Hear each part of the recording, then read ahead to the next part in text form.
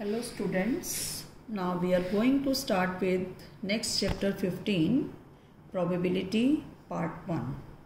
In your previous class 9th, we have studied probability of some events on the basis of actual experiment, and it is known as experimental or empirical probability.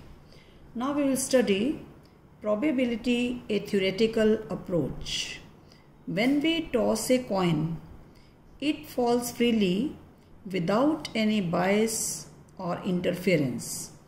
Coin can only land in one of the two possible ways, either head up or tail up. Each outcome, head or tail, is as likely to occur as the other. When each outcome is possible as likely as the other, such outcomes are known as equally likely outcomes. So probability to get head or tail, they are equally likely outcomes. That's why whenever any match is started, tossing a coin is considered to be a fair way to decide which team will start first. So let's take one example.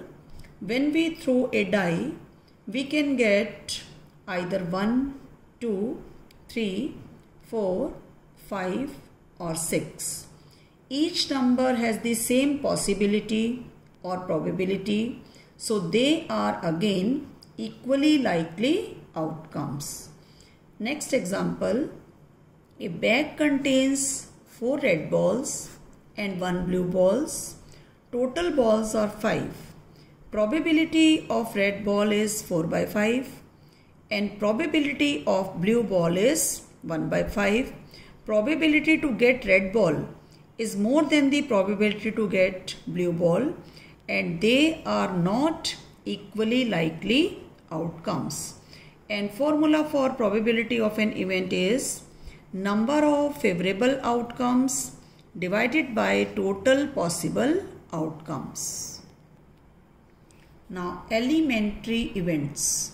For example, a bag contains a red ball, a blue ball and a yellow ball. All are of the same size. If one ball is drawn from the bag at random, probability to get a yellow ball 1 by 3 because there is one yellow ball and total balls are 3. Probability to get a red ball is again 1 by 3. Probability to get a blue ball is again 1 by 3. So an event having only one outcome of the experiment, which have only one outcome of the experiment, is called an elementary event, and sum of the probabilities of all the elementary events of an experiment is 1. If I add 1 by 3 plus 1 by 3 plus 1 by 3, it will make 1. Next example, when a die is thrown once, probability to get a number greater than 4, that is 5 and 6, so it is 2 by 6. Probability to get a number less than or equal to 4, that is 1, 2, 3 and 4, it is 4 by 6. So first probability is 2 by 6, second one is 4 by 6. They are not elementary events. Now complementary events.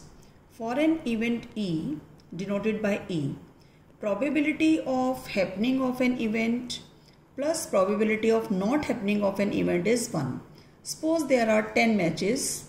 Probability to win a match is 4 by 10. And probability to lose a match is 6 by 10. It means 4 by 10 plus 6 by 10 is equal to 1. So probability of happening of an event and probability of not happening of an event denoted by E bar, their sum is 1, and E bar and E bar is called the complement of the event E. Or other way we can say E and E bar are complementary events. Now next one is impossible event.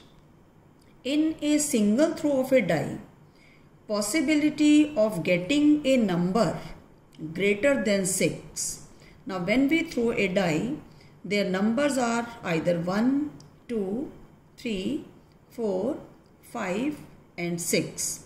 No face of the die mark a number greater than 6. So probability of an event which is impossible to happen is 0, and such an event is called impossible event. Now sure event or certain event, the event which will definitely happen. In a single throw of a die, probability of getting a number less than 7. So we know that all the numbers are less than 7. Its probability will be 6 by 6, that is 1. Such an event is called a sure event or a certain event, and probability of a sure event is 1. Now we can conclude that probability of an event lie between 0 and 1, or it can be 0 or it can be 1, but probability cannot be negative. So I hope you are able to understand some concepts to solve the questions. Revise them thoroughly from the book, and in your homework you will do question 1, 2, 3 of exercise 15.1. Thank you.